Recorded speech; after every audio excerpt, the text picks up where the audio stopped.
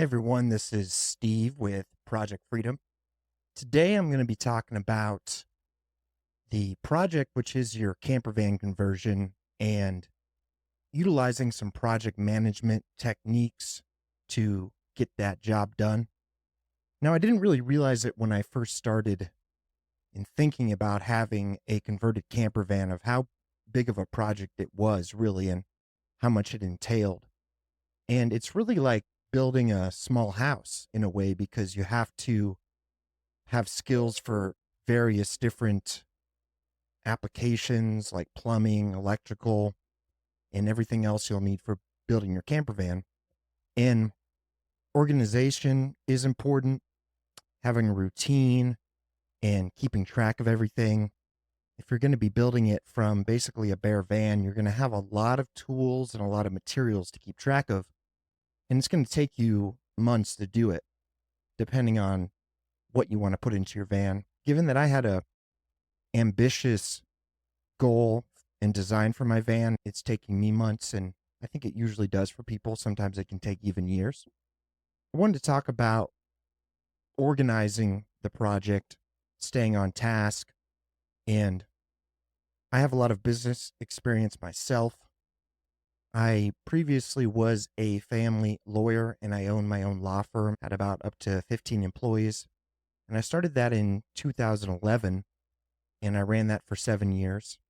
I've also owned a kickboxing gym and a solar company as well. So I've had hundreds of employees at this point and lots of projects that I've planned and completed.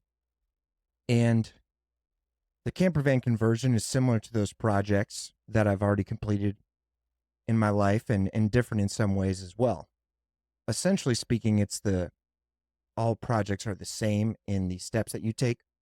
The skills that I've acquired and learned to build out my camper van, some of them are new, some of them I had a little bit of experience in.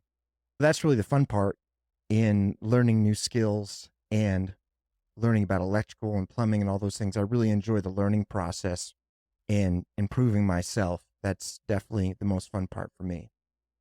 When I started my law firm, I'd say the main difference between that project and this project is I'm doing this camper van conversion completely alone. And with the law firm, I did start alone. For about a year and a half, it was just me. I was a solo practitioner with no employees, but I was interacting a lot with my clients and the court and other lawyers, especially in getting their advice. With the camper van conversion, it's completely alone. I'm not working with someone else in person. I don't have anyone helping me. And I'd say that's probably the biggest difference and probably the biggest challenge. And when you're working with other people, it can be a little easier to maintain your motivation and your drive and stay on task. Whereas when you're completely alone, you have to have a lot of self motivation and self discipline in order to keep moving forward. It's not an insurmountable obstacle. It just makes it a bit more challenging.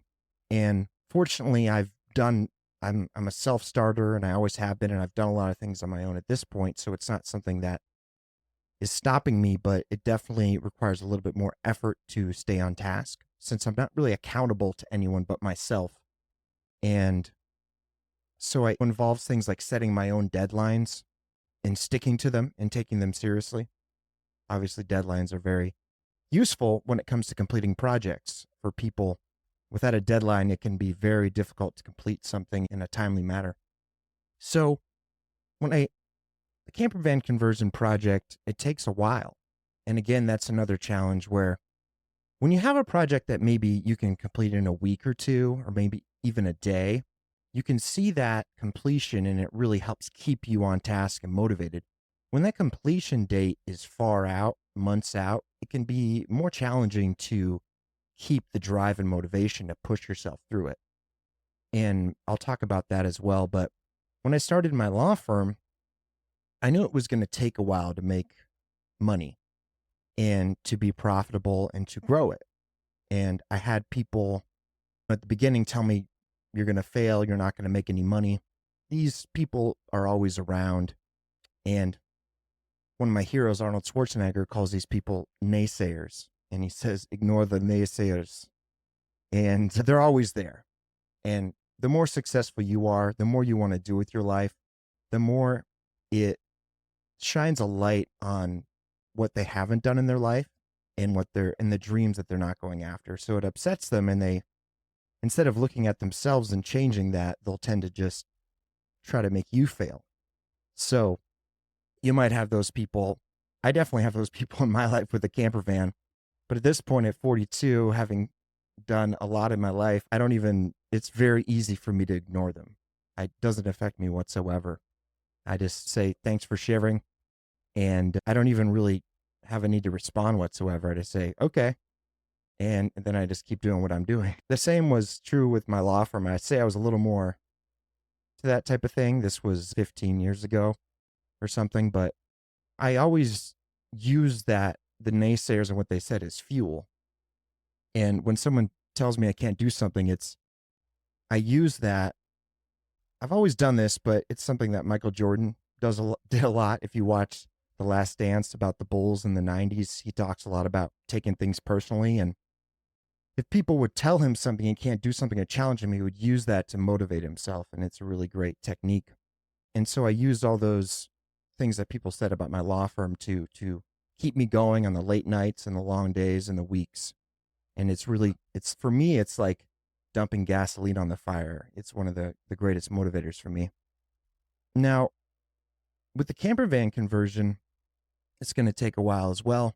One thing about a project like this is I've had a lot of people since I've been working on my van come up to me and tell me how cool it is, what I'm doing. And a lot of people say, I want to do that. I've thought about the van life. I've thought about converting a van. Now, about 99% of these people that say this are never going to do it. And this is how most people live their lives. And so if you're going through this journey, you're one of the unique ones that you have an idea and then you do it. You don't just think about it or dream about it. And that should give you some motivation just in that. Most people are just too scared or not motivated enough to do something they really want to do. Or maybe they just aren't necessarily the ones making the decisions for their own lives. Maybe they're going on a path that maybe isn't their 100% choice. I think that happens a lot. When I was building my law firm, I had to wear many hats, just like I do in the camper van conversion. I had to be the receptionist. I had to be the lawyer. I had to be the salesperson. I had to be the manager of the office. I had to be many things, many hats and many roles and jobs. And I really liked that because I wanted to build up a firm that was large, that had all these employees there, but I knew I had to master all these roles before I ever built up the firm. I'm thinking about maybe doing camper van conversions after this as a business. I'm creating a lot of content for it.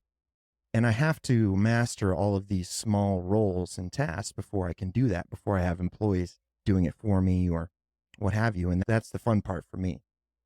And there's so many small things you have to do that it requires that organization and that motivation to learn all those things over a long period of time.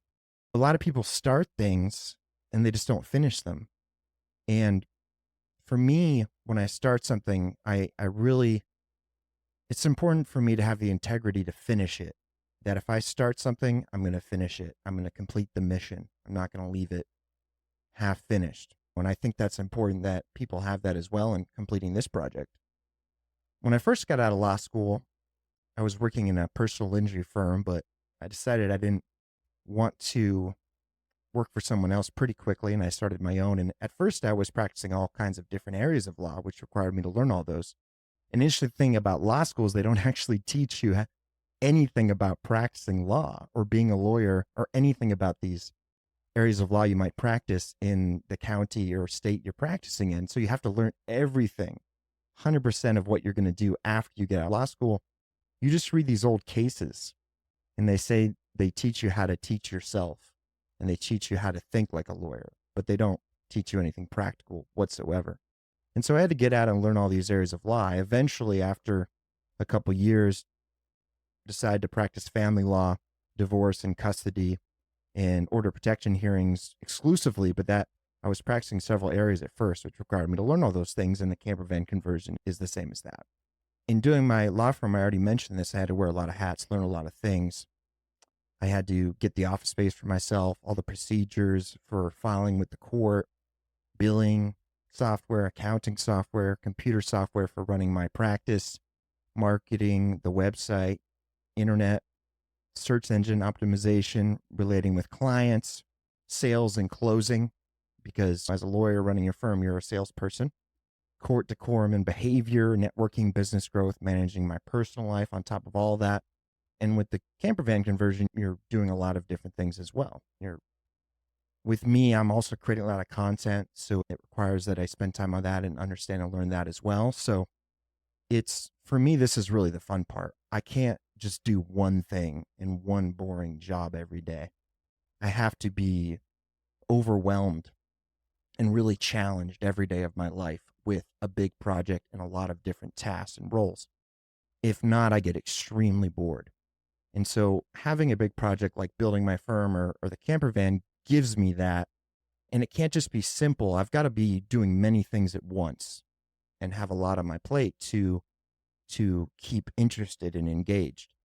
And I think people that are like that are like me, will really enjoy the camper van conversion process and they'll get it done. Now, a lot of people aren't like that. And this type of thing is definitely not for them. But if that's you, you're probably not listening to this podcast or watching my content at all. So that's just one example in my life of a big project I've done over time. After 2-3 years, my firm was quite profitable. I built it up. At the 4-year mark, I had 15 employees. My firm owned a large commercial building at that point in time that we had our office space in. I had hundreds of cases under my belt, and I had 3 lawyers working for me. So the process of getting there was small improvement every single day. And I worked 7 days a week for about 7 years. So it was every single day. My goal was just to have very small improvement every single day. And I knew over time that would add up to incredible improvement. I remember thinking back then that if I could just improve what I was doing 1% a day, that after years, I would be way ahead of everyone else. And that was true. After years, no one I had graduated law school with was anywhere near where I was at. No one my age was near where I was at in the Phoenix area. And it was because of my commitment and my daily dedication to improve just 1%. And I remember thinking and calculating, if I just do 1% a day, which isn't that hard, in improvement and moving things forward and growing, after years, I'm going to be 1,000%. And it's just requires that dedication and that commitment to improve just a little bit every day. And the camper van conversion is very much like that. You're not going to get it done in one day. You're just going to get part of it done each day, especially if you're doing it alone or if you don't come from a lot of experience, especially for me, since I don't have a place to work on the van, that if I'm going to work on the roof, I have to drive it out to the desert, get my ladder out and stay on the ladder pretty much all day while I'm working up there. I don't have a scaffolding system or anything like that. And so it's just a little bit of progress every single day. And then you have setbacks, of course. And the setbacks can set you back days. And you have to be able to stomach that and keep moving forward. So it's similar in a lot of ways to what I did with my law firm. And the law firm is just one example of me doing that. I built out a boxing gym from scratch. That was about 5,000 square feet. That was a long project that took months. And I've done several things like that. So I have a lot of experience with not converting vans at this point, but of setting my mind to something, breaking it down into small parts, and then completing it over time. And a lot of it is just because I don't give up. I don't ever give up. It doesn't matter what happens or what setbacks I have. I always move forward. I'm a boxer. I've been boxing about 15 years, and I had a Mexican boxing coach, and I learned that style. And one of the sayings and guidelines in Mexican boxing is always keep moving forward. And it really doesn't matter how tired you are, how hurt you are. And when you're in the ring, you move forward towards your opponent. You keep going in. You don't back away from your opponent. And it's a good analogy because no matter how many times you've been hit in the head and the body and how much you're hurting, you keep moving forward. You don't show your opponent in Mexican boxing that you're hurt, that you're tired. You keep moving forward. You keep that pressure on your opponent. And that's a great analogy for life. You always got to keep moving forward no matter what happens. And in boxing, as soon as you start backing away, you start getting fearful, you start running, then your opponent can sense that and it emboldens them.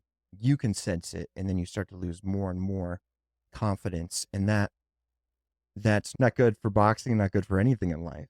So this idea of always moving forward no matter what is very important in everything in life.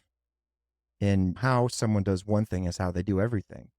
And so how people do this camper van conversion is how they live the rest of their life. And there's nothing more true than that. How we do one thing is how we do everything. So when we talk about project management, it's a discipline that involves planning, executing, completing a project, and then circling back to check your work and then improving things. And that's a constant, never-ending cycle. And I have my undergraduate degree in business management, so I learned about this in class when I was in college. I've done it in real life. And I'm going to talk a little bit about those principles and how you can use them to complete your camper van conversion. So if we talk about project management, you basically have 5 steps, 5 stages: project initiation, project planning, project execution, project monitoring and controlling, and then project closure. And I don't really ever see a project as completely closed. It's a process that is ongoing. I'm a big fan of Leonardo da Vinci. Ever since I was a kid, I did a report on him, a speech. I can't remember what grade it was, but I've always been a big fan of his and obsessed with him and his life ever since then, because he's a Renaissance man, and that's always been my goal. He didn't just do one thing. He mastered many different things. He did more in his lifetime than most people will do in 50 lifetimes. And so that's always been extremely impressive to me. And it comes out of this way I've seen life, that just doing one thing your whole life has always seemed just inadequate to me. And the interesting thing about Da Vinci was that he worked on the Mona Lisa for 30 years. He brought it along with him when he moved, when he traveled, and he would always make just little adjustments to it. For 30 years, he kept working on it. It was never done. And there's a lot of layers on the Mona Lisa, and he did a lot of things over the years as his skills grew and the way he saw the world differently and his painting differently. It was a never-ending process for him. It was never done. And this is a common attribute of the masters and the geniuses. Good enough just isn't. It can always get better. And so that's an important process, I think, of anything that we do. There's really no end to excellence in making things better. So there's another idea I want to share with you guys that's always been important to me and has really resonated with me. It's a Japanese idea called Kaizen. And Kaizen is a business principle, but it can apply to life as well. And the Japanese have a talent for organization and processes and design. And when the Japanese auto industry started to really overtake the American car industry, Americans started to look into and research why the Japanese were dominating. And they found out things like the Kaizen approach. Whereas at the time, Cadillac and Ford and the other American companies, they would complete something and then just keep producing it every year without a lot of improvements.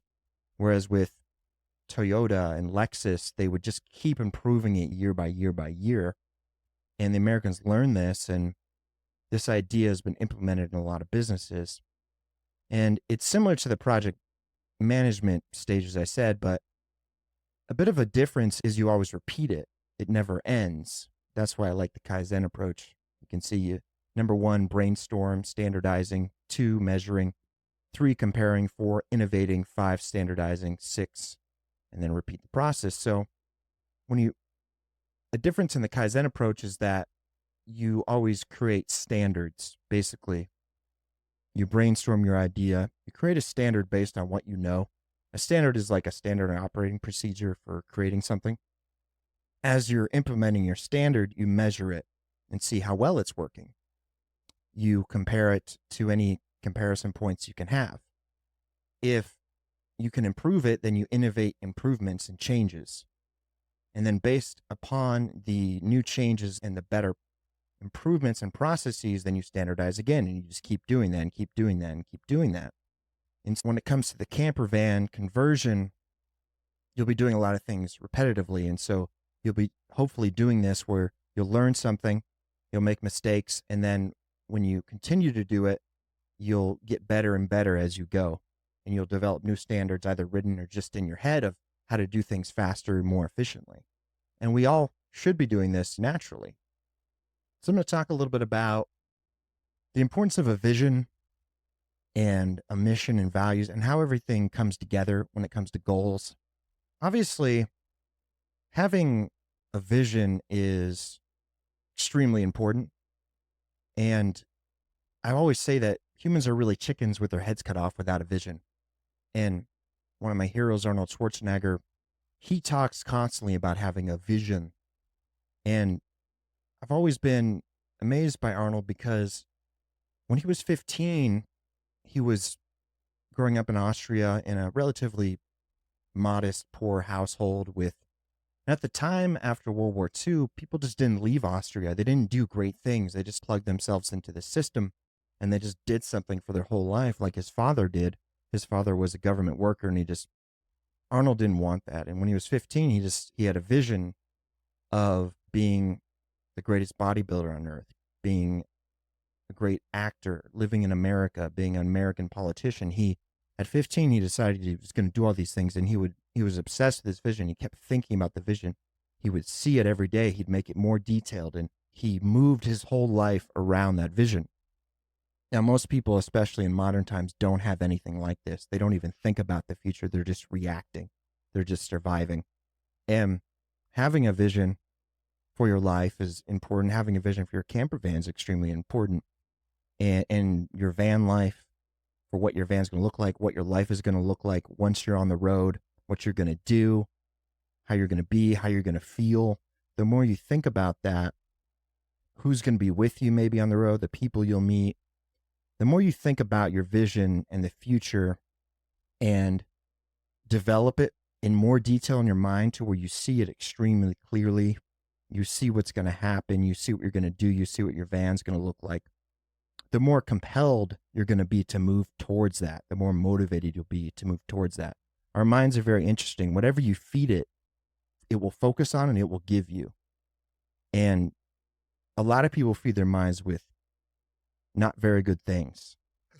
Is a nice way of putting it. I was going to say BS, but I decided against cussing. But a lot of people fill their minds with BS and from all kinds of sources. And it takes a lot of discipline to feed your mind with your vision all day, every day, and what your future is going to look like, and channel and filter everything out. And whenever you don't feel good or you don't have motivation, it's because you're not living your vision. You don't have your vision clear. You're thinking about what you don't have instead of what you could have in the future and what you will have in the future. It's very simple. And when you have a vision, your vision is like your giant thing, right? And a big part of completing a large project like that and getting to a vision is breaking everything into smaller, more manageable tasks, milestones, and writing down your goals. Now, without goals, without a vision, we as humans, we just do what we're supposed to do, just the default, right? We just go with the flow. And so we're living based on what everything outside of us is telling us to do, what society, what our family, what our parents, whatever. That's what happens when you don't have your own personal vision. Yeah, you move a place, but probably not that effectively and probably not exactly what you want. And so having your vision, writing down your goals, thinking everything through, planning it, tracking your progress, breaking things down into as small parts as possible. And so again, I mentioned that when you have a project that's going to take months, it can be hard to stay motivated. What you do is you break things out into small goals. If you could break it down into daily goals, even hourly goals. I'm going to complete this today on the van. and you plan it out, you go and complete it, you're going to feel good and motivated. And then you'll complete the next thing that day, next day. That is just far more effective and motivating than thinking, I'm going to complete my van. That's going to be too large and too hard to get your arms around to keep you motivated.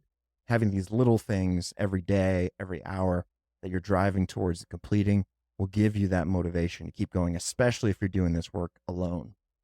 And as humans, we're not necessarily meant to do things alone. Historically speaking, as human beings, we didn't do things alone. And so I think it can make it much more challenging. There's pluses and minuses to it. When you're alone, you get to do everything your way, but it can be a little more challenging. And so when you have a goal and you break down your goals, you have your objective of what you want to meet and the tactics, the activities you're going to take. And if you take a look at my build diary, you can see that I break everything down as to what I'm going to do each step. And part of doing my build diary and posting it every day on my website, campervanfreedom.com, is having that sort of catharsis or that cathartic and good feeling of completing something. I write it down, it becomes more real, right? Completed that, got that. I have to do a lot of these little things to stay motivated since I'm completely alone in this project. And I don't have anyone patting me on the back and saying, great job and attaboy. So I'm doing a little for myself, providing that for myself. Setting these little milestones every day or by the hour is very important psychologically. We don't need other people to provide it for us. We can provide it for ourselves. And having that achievement and progress is really important when you're doing a large project. When I first started my law firm, no one believed in me. No one. Everyone tried to talk me out of it. And that was about them. It wasn't about me and my vision. It had nothing to do with me. It was about them, which what people say is usually 100% about them. They're projecting on you, right? People often, unless they've done a lot of work on themselves in training, they often can't really see things outside of their own lens of how they see the world. And so, of course, everything they're going to say is based on them. It's not you. Everything they see on you is just a reflection of themselves, right? And it takes a lot of work and introspecting and probably a lot of trauma for them to get to a place where they can separate themselves and actually see you. And most people just are never going to do that. And the same with the camper van. People are trying to tell me not to do it. Just, I don't know, just buy a van, man. Just go travel in hostels. And why are you doing all that? That seems like crazy. You're going out to the desert. You don't have a place to work on. You're crazy. That's way too much work. And so again, eventually, as I had my law firm over the course of years, people started to notice, wow, he's doing something really amazing. And he's doing well. He has employees. He's growing. He's starting to get a reputation. Then I started to get the praise, right? But at first, no one was praising me. No one thought I was great or doing anything great. I read some David Goggins book lately, and he said that when you do these things on your own, you're going to be very alone and very lonely. 99% of the work you're going to do on these things is completely alone. And you have to get used to that. You have to have a relationship with yourself where you provide yourself with everything. You don't rely on external things to provide you with that appreciation, with that motivation, with that praise. It's nice, but you can't ever count on something outside of yourself to be constant.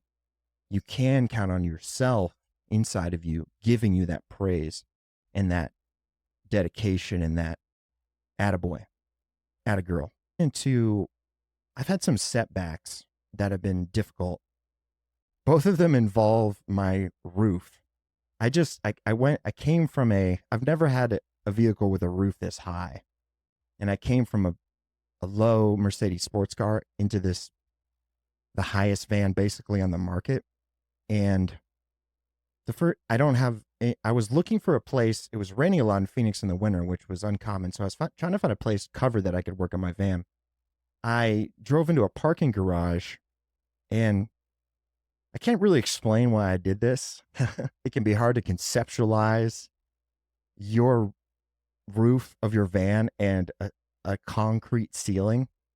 But anyway, I found out the hard way when those two things met, the roof and the ceiling, and I did some damage to the roof. Now, this was the type of damage that would have cost thousands of dollars if I took it to a body shop. It set me back about 3 weeks, honestly. It was a lot of work to fix it. And I had to learn how to do body work. I had to learn how to do fiberglass, Bondo. And I covered it all with many coats of epoxy and paint and bed liner just so to make sure it was going to be real solid going forward. And there was going to be no leaks, no rust, no issues. And it was a lot of work. I learned a lot doing it. And you would have thought I learned my lesson about my roof then, but no. I have been going through a drive-through lately to get some food, and it's been fine. It's a relatively high drive-through. As you can see, if you look at fast food, most drive-throughs are low. You're not going to get even a regular van under there. This one was high, and I'd gone through it a few times over the course of the last few months. It's near where I work in the desert, but then I installed. You'll see on my website, I installed the security camera mounts, which brought it up another 1.5 feet. And for whatever reason, it didn't really register in my mind that I had raised my roof 1.5 feet, and that there should be some type of alert when I try to go through this drive-through again. I wouldn't say I'm embarrassed saying this. I'm just angry at myself still because this was just a few days ago. And it took me about 4 days to build these security camera mounts and the LED lights I mounted up there. And I went through and I almost got through the drive-through full, but then it took out 2 of the higher mounts. And when this happens, it's difficult. You're just like, I don't know if you guys have ever broken a bone. I've broken several doing various activities. I remember I was in a road cycling race and there was a big accident with a bunch of people, and I went over my handlebars at like 35 miles an hour, and I put my hand out to break my fall just instinctively, and that broke my right wrist. And I knew it was broken immediately. I got up and I couldn't use the wrist, which is what it's like when you break a bone. You just can't use it. It's just hanging there. And the physical pain was not the problem. It was the pain of knowing how long that was going to take to recover from. And I was a boxer and I did all these things, and it took months. I don't know, like a year. And I had to get a plane to there. And so it's like that feeling when I damaged the roof. It's like, that's a lot of wasted time of building that, but now I got to fix it. So it's going to set me back. And so a lot of things like this happened in my law firm as well when I was building it.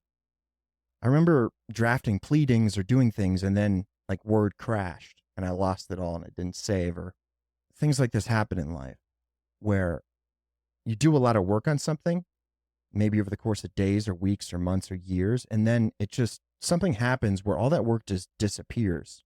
You're set back. And these can be some of the most challenging things in life, where you feel like you've lost time. It can be hard to dig yourself out of these holes, and this is a relatively small hole. But the point of this is that when this happened, initially with the roof and the security mount, there's like a desire to get depressed about it and wallow, right? Oh my God, I can't believe it. When am I going to get this all done? I can't believe I'm sabotaging myself. And those are the times where you really have to be strong and push through. I don't have anyone giving me pep talks. I don't have a therapist. I don't have anyone being like, it's no big deal, man. It happens. But no, I tell people and they think it's funny. It is funny. It's so ridiculous. It's funny that I've done this twice now with my roof, and I can laugh at it. It's just silly.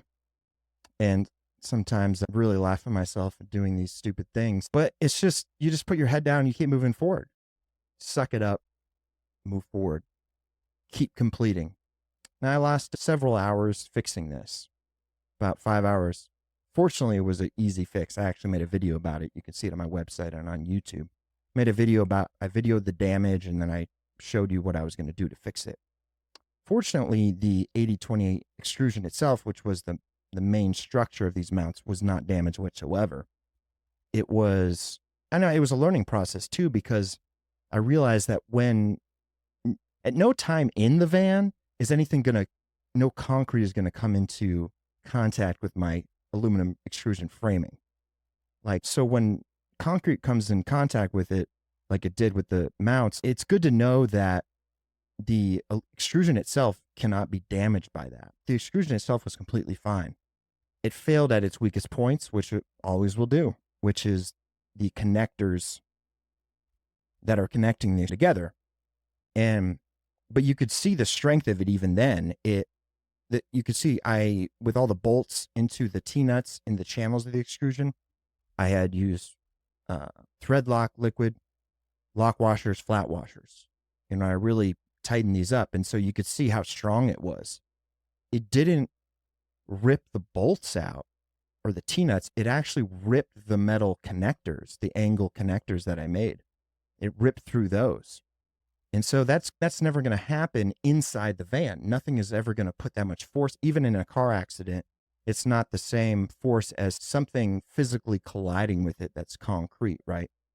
The stopping force of an accident isn't going to do that. So it made me realize how solid this stuff was. And when you have something on the roof like that and you're driving, you worry about it, especially it's holding cameras and electronics, right? So it was a good learning process. And I learned how to fix it. I got some content out of it. And so a lot of times when you're completing these big projects, you have to really maintain mental discipline. Like, you got to see the silver lining in everything. You got to be positive. You got to keep your eyes on the prize and the vision. If you start going down that path of feeling sorry for yourself, and then it's a bad path to go down. I saw this a lot when I owned my solar company and I ran door-to-door teams. And most of the people that I was hiring were people that are about 18 to 25 and without higher education. And it's an entry-level job in a lot of ways. You can make a ridiculous amount of money doing it, but basically the gap between the people that make all the money and the ones that don't is huge. In door-to-door solar sales, about 5% make all the money, 95% make almost nothing. And so it's not a hard job. You just walk around neighborhoods, you talk to people. It's not physically demanding. And where people struggle with it is the mental game. And that was always what appealed to me about doing door-to-door sales, is the mental discipline and toughness that you gain through it. And when people stay in that job, which isn't often, I've hired thousands of people to work for me, and the attrition and turnover rate is amazing in that business, like 95%. 5% will stay a month, maybe even less than that. I've done thousands of interviews, thousands of applications, and it's such a funnel. Like, the one that actually stays and makes money, it's like, for the people that apply, it's like 1 in 500, maybe 1 in 100 that interview, 1 in 50 that interview. So and the reason why people don't stick it out and stay, even when they don't really have any prospects, they don't have a law degree, they don't have experience, they don't have prospects of making any more money, even when I'm paying them like a base, right? The reason why people don't stick it out is the mental game and the rejection. And in sales, and especially in this door-to-door sales, you're going to have to get 99 rejections to get one sale. You'll probably have to get 499 rejections to get one sale. And that's just the way it is. And people have trouble accepting this. They think they can go out and it's going to be easy, right? A lot of them have never really faced any type of real rejection in their lives. They've never really faced people maybe verbally abusing them a bit and reacting angrily to them and such. And so it's that mental game of getting the rejections, of having those failures, and just moving forward anyway, and not having them. The goal is just to not even have them register. Just ignore them and move forward. And when these things happen with the van, and they will happen in your camper van conversion process, you'll have setbacks. I remember I was talking with a guy. I was looking at his van because I thought about buying a converted van by someone else until I decided against it. And I was talking to him about the process, and he said, "You're going to have some bad days." And that was extremely true. When you're doing your camper van conversion, especially when you haven't done one before and you don't come from a background of doing things like this, you're going to have some bad days. You're going to have a lot of bad days. And a lot of it's just learning on the job and learning from your own mistakes. There's not enough content out there on the internet in the world to learn everything. There's actually, given where the internet's at, there's a very small amount of content on converting a van. And a lot of stuff you're just going to have to do it and find out, mess around and find out the hard way. But you got to just keep moving forward. You have bad days. And when you have this vision and you get obsessed with your vision in the future, when things go wrong, it can be, you might get a little emotional about it. You might get upset about it because you've made it a big part of your life, which I think is really essential if you're going to do this in any timely manner. You do have to become obsessed with it. There's just so much to learn and so much to do. You can't just do it an hour a day. You won't be done for years. And especially with me, I can't just drive out to the 30 minutes, drive out to the desert, spend an hour, then drive back. Now I got to put a 12-hour day in at least. So let's look at the next step. You got your initiation, your purpose, your scope, what you want to complete, planning stage. Now, initially, I didn't really do this, and I'm more of an action guy. And I was reading David Goggins' Can't Hurt Me, great book. And he's an action guy, and he's an extreme version. I'm not saying I'm like David Goggins at all, but I can relate to his mentality. And so he entered into a 100-mile race. That's like way more. That's 3 marathons, by the way, or 4 or 5, whatever it is. And for a charity for, I think it was families of fallen soldiers. He's a Navy SEAL.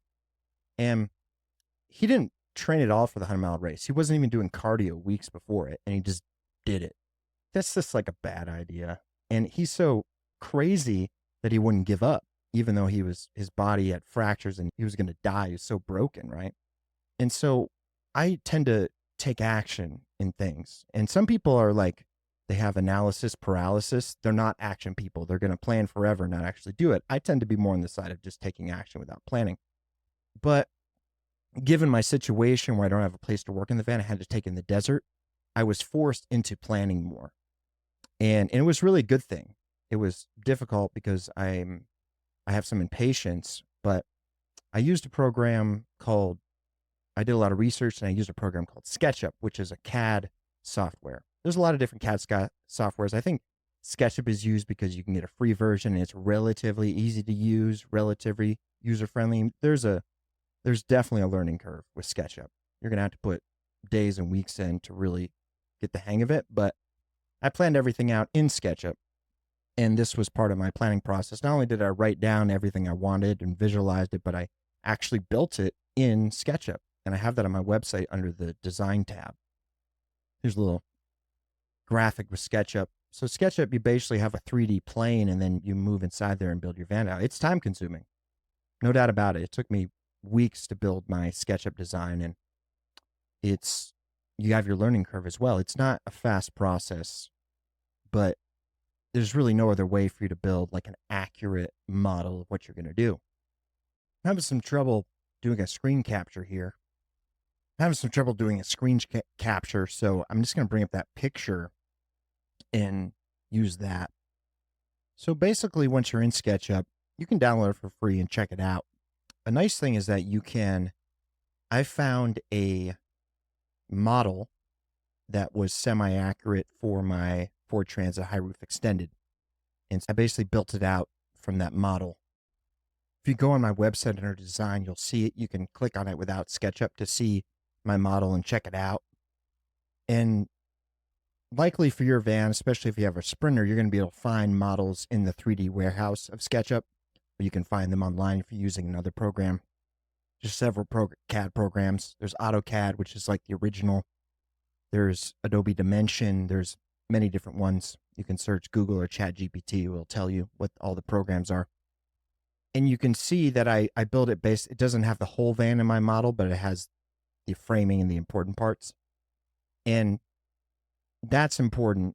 You can request the CAD drawings from Ford, and I don't know if you can get them for their Sprinter or for the ProMaster, but Ford is very about giving these out, and they're not really on the internet. There's a place you can buy them on the internet, but it's like $700. It's crazy. And I attempted to make these models myself, and they have apps on your phone where you can make 3D models, but they're not accurate. You'd have to have equipment that's thousands of dollars to get a real accurate model of your van. It's going to take a lot of time. So I was able to find one that I used. I don't think it's 100% accurate, like to the inch or to the millimeter, but it's still helpful in knowing pretty close as to what size I need things and how things are going to be and look and how they're going to fit in my space that I have in the van and on the roof. And Ford's interesting. I don't know what Mercedes and Ram are like, but I did. There's a form you can request the cab, but it's really only for like professional uphitters. I think like a month later, they emailed me. They sent me some files, but it's not the complete CAD drawings. I think it's just some of the pieces of the van. I haven't really checked them out because I've been building. I finished my SketchUp design. That's a very useful process of designing your van in SketchUp. It's going to be time consuming, but you'll be able to really think about what you want and what's going to fit in there, which is important. So we have our project planning, breaking your work into a structure, project execution, stage 3. So having a daily routine while you're working on your van is very important, just like you would with the job or going to school. You have the goals and tasks that you break down in small parts, like I said, but also having a routine and a commitment to work on the van is going to be very important. You're going to have to commit to, say, 8 hours a day, 5 days a week, or whatever you want to put into it. I end up working a lot more than that. If you go on my website in the diary, you'll see I'm stating how much time I'm putting in.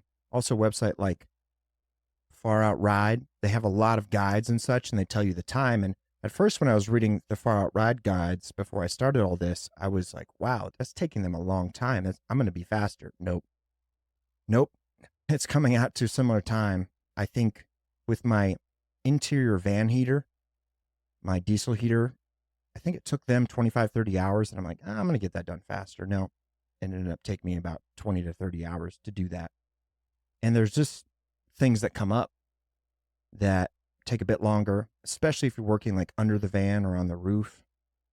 There's always something that's going to break or not go to plan. For my heater, I had to get under the van, and I had these hard plastic ramps that were not cheap. I bought on Amazon that were weighted for 12,000 pounds, even though my van's 5,000 pounds, and they just got crushed while I was working on the heater. And so that adds time, of course. But having that execution, having that routine it takes a while to build. And when it comes to a routine, building up momentum is extremely important for human psychology. When you first start working on the van, long days, it's going to be tough. But the more weeks you put in that you're working on the van, it ends up getting easier and easier because we as humans, we just adapt everything. We normalize and habituate everything. That's really our superpower as a species on this planet is we just can adapt to really any environment and doing anything. Whereas all the other animals on the planet have to live in a specific environment, doing specific things. We just can adapt to anything. It's incredible. But you can't take too much time off. I'm at 42, especially when I'm working on the roof or underneath the van, my physical body, if I'm working several days in a row, gets to the point where I have to take time off in my mind. When I was younger, like in my late 20s and early 30s, I didn't have to do this. I could put in 12 to 16 hours a day billing time at my law firm sitting in a chair, and I could push through it. Now, at 42, it gets to a point with my physical body, like my hands get numb, my mind, I just don't have the energy that I once had. And you're younger in your 20s, you really don't have an excuse not to push through and do long days. Because the difference in me as to my late 20s and early 30s is like, it's big, unfortunately. And then I just had to add more and more caffeine to compensate. Whereas when I was that age, I didn't drink any caffeine and I had all this energy, right? Now I got to have 5 cups of coffee per day to keep going. And thank God for caffeine. But building that momentum, what I do, and I think when you do need a day off, you take a day off for your mind, for your body. But you don't want to, I don't believe in really taking 2 days off in a row because then your mind starts to adapt to whatever you're doing. So if you take 1 day, 2 days, 3 days off, it starts to adapt to the laziness again. And then it's harder to get back into it. And anyone who's had a lot of success in their life, been a business owner, they know this. I remember a judge that was presiding over my cases. I was talking with him once and he's like, I don't take vacations. I just keep working. And this is just because, especially when you're doing a lot and you're succeeding and having a lot of progress and success, when you take a vacation, it really just puts you in a completely different mode. And then when you come back to work, it's hard. So an important thing to do while you're executing is not jumping around to different projects. Now, at first, even though with all my experience, I was doing this, there's just so many things I want to do with my van. There's out of the big project, especially with electronics, which I'm really into, there's 100 mini projects. And I kept jumping around. At first I started, and sometimes when you do these jumping around, it turns into more than what it really should be. With my van, I wanted to put black bed liner on the bottom where the plastic is. I didn't plan on painting the whole van, but I ended up putting bed liner on the whole van. And that took a long time. That took weeks. It's not really an essential part of completing the van to live in. I could have just left it be and focused on the things that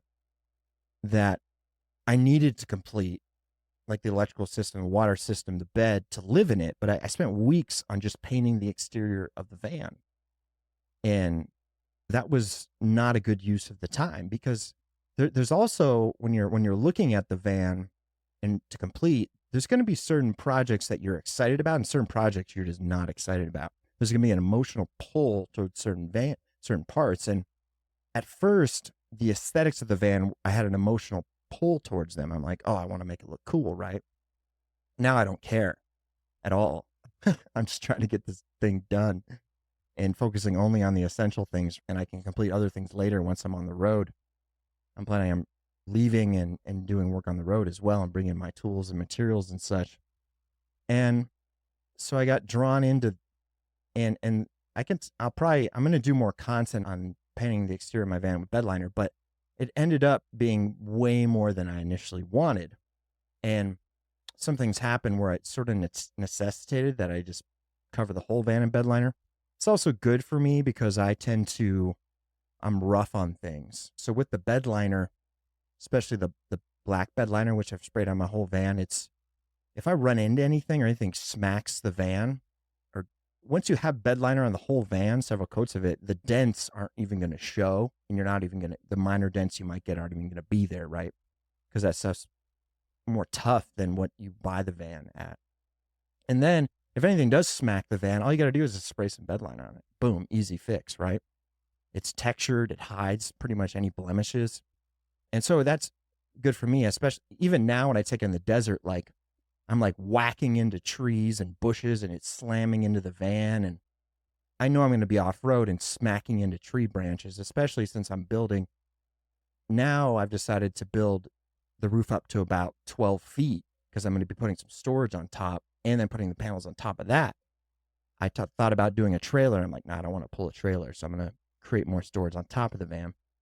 And so I'm going to be smacking into trees, right? Because I'm going to be taking this thing off road. And so the bed liner is good in the end. It's just maybe I would have done that on the road instead of doing it while I was still in Phoenix. But it's important that you just have the discipline to complete what you've agreed with yourself to complete. For me, I'm really excited to get inside the van and build out the aluminum framing because I just love the aluminum extrusion for whatever reason. But I'm still on the roof right now because I got to get the electrical system done. I got to get that storage system on the roof done now. I got to get everything in there. I got to basically drill all the holes that I'm going to bring into the van before I even put the flooring and the paneling in and the insulation, because there's no point in putting the flooring in and then drilling through it later, right? It's going to be harder to access. So I got to complete everything outside the van before I even think about going inside the van. But that's essentially what I want to do. I want to get inside the van. I want to do the insulation. I want to build the framing, the bed. And I'm not super excited about the roof right now, but I got to get it done.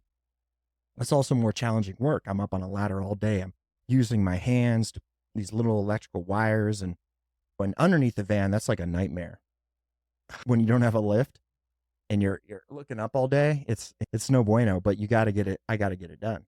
And I still have an undermount AC I got to install before I even get inside the van. So yeah, you got to keep your discipline. By the way, if you guys are listening to the podcast, you can go on YouTube and easily find this video. You'll see all the things I'm referencing in the video. Project monitoring and controlling. So yeah, monitoring your progress. If you have goals, and a goal really is worthless unless it's really specific about what you're going to complete, how many you're going to complete, what's the due date, when you're going to complete it exactly. If you're just like, yeah, I want to complete the roof, that's not really a goal. That's just like a pipe dream.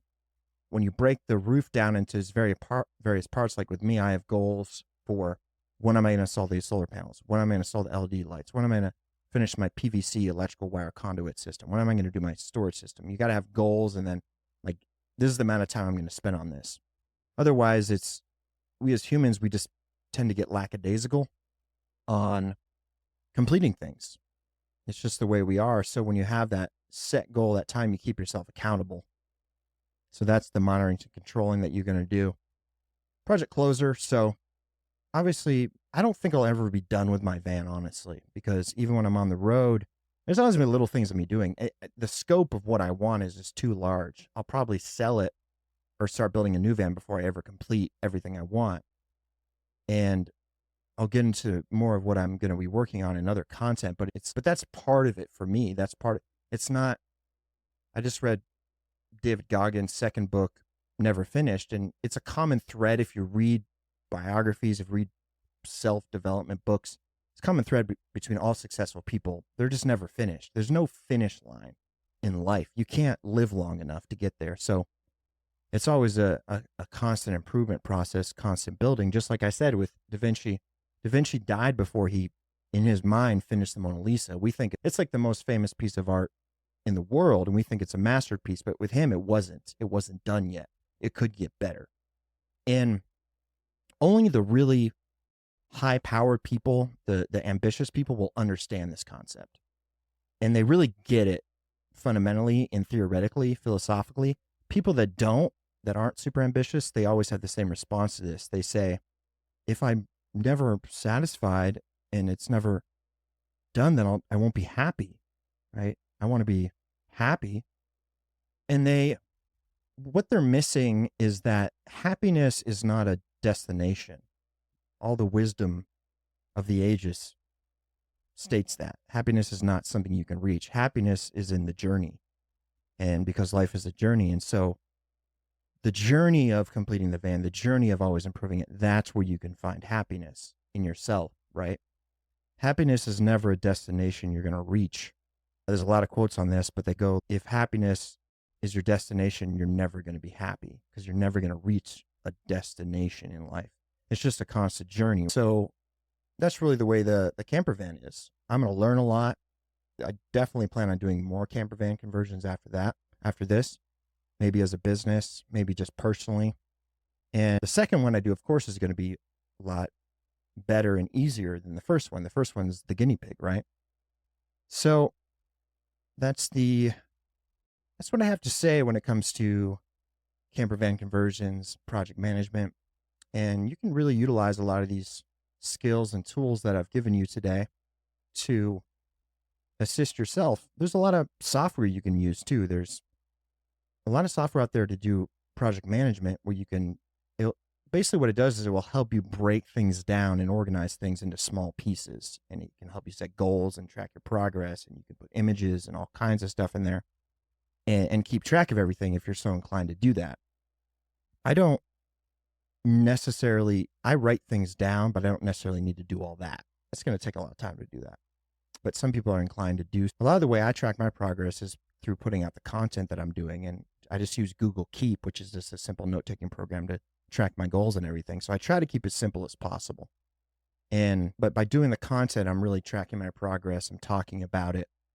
And I'm trying to help other people that are doing this, but also I'm solidifying things within myself about what I'm learning. I'm teaching things that I'm learning. I'm talking about it. So it's solidifying things more and more about how I'm approaching all of this. Like I said, if you are listening to the podcast, you can find this video easy. Just find my channel on Project Freedom on YouTube. I'm also on all the other social media sites, mostly TikTok.